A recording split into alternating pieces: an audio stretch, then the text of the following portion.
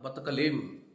భగవంతుడు ఎంత డిసిప్లైన్డ్గా ఒక ఒక డ్రైవర్ కాడ్ నేచర్ని నడిపించే ఒక డ్రైవర్ భగవంతుడు అన్ని కరెక్ట్గా నడిపిస్తున్నాడు.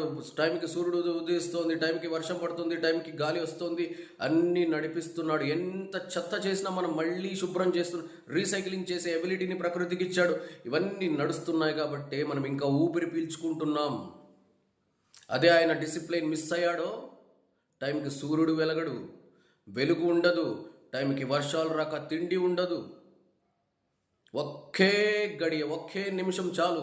ఆయన డిసిప్లిన్ మిస్ అయితే ఒక్క నిమిషం చాలు మన జీవితం స్మాష్ అవ్వడానికి. మరెందుకు ఆయన అంత పర్ఫెక్ట్గా టైంకి సూర్యుడు, టైంకి ప్రకృతి, టైంకి గాలి, మళ్ళీ మనం చేసిన చెత్త చెదరం అంతా మళ్ళీ రీసైకిల్ చేసి చేసే భూమిని, ఇవన్నీ ఇచ్చాడు. సో భగవంతుడి నుంచి మనం ఏం నేర్చుకోవాలి? సూర్య భగవాన్ నుంచి మనం ఏం నేర్చుకోవాలి? టైంకి లేవాలి. ప్రకృతిని నుంచి మనం ఏం నేర్చుకోవాలి? నేను ఎప్పుడు 12 దాకా మేలుకుంటా, నేను తాగుతా, దొర్లుతా, ఎగురుతా. మై ఫ్రీడమ్ లైఫ్ భగవాన్ హే భాయ్, భగవాన్ హే. కుచ్ ఫ్రీడమ్ ఎంజాయ్ కరో, దానికి వచ్చే ఫలితాలు దానికే ఉంటాయి. స్వేచ్ఛాజీవి ఫ్రీడమ్. నేను కూడా బతికేయచ్చు, అందరూ బతికేయచ్చు. మరి ఎందుకు గౌరవబద్ధంగా, పద్ధతిగా, డిసిప్లైన్గా లీడ్ చేస్తున్నారు? భగవంతుని ఫాలో ఎందుకు అవుతున్నారు అంటే ఇందుకే. ధర్మో రక్షతే రక్షిత. ధర్మాన్ని కాపాడుకొని పద్ధతిగా, ధర్మబద్ధంగా, మంచి మాట్లాడుతూ, మంచి చేస్తూ, మంచి వింటూ, మంచిగా ఉంటూ, సద్బుద్ధిగా ఉంటూ, ఇవన్నీ అన్ని గొప్ప క్వాలిటీస్ని మనం భగవంతుడి నుంచి నేర్చుకోవాలి. అందుకే ఆయన ఉన్నాడు శిలారూపంలో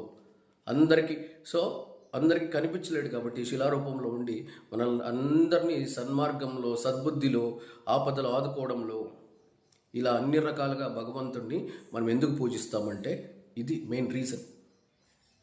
హీఈస్ ద ఓన్లీ పర్సన్. భగవంతుడికి మాత్రమే సద్గుణాలున్న వ్యక్తిని మనం భగవంతుడు అంటాము. సో మనం ఎలా ఉంటాం? మన సొంత వాళ్ళే ఎదుగుతూ ఉంటే తొక్కేయాలని చూస్తాం. ఆయనకు అలా ఉండదు కదా. తొక్కేసిన వాళ్ళు కూడా పైకి ఎలా లేపాలనే చూస్తాడు. అదే భగవంతుడు. కాబట్టి అందుకే భగవంతుని మనం ఎందుకు దర్శించుకుంటామంటే మనలో అవలక్షణాలు వచ్చినప్పుడు, మన లైఫ్ కింద పడిపోయినప్పుడు, మన జీవితానికి ఎవరు దారి చూపించినప్పుడు, మళ్ళీ సద్బుద్ధిని, సన్మార్గాన్ని, జీవితంలో మళ్ళీ ఓటమి నుంచి పైకి లేవటానికి, వీటన్నిటికీ మనం భగవంతుని నమ్ముకుంటాం. అందుకే భగవంతుడు చాలా గొప్పవాడు. అందుకే ఎన్ని ఉన్నా సరే మనం భగవంతుడికి టైం ఇవ్వాలి, భగవంతుడికి నమస్కరించాలి.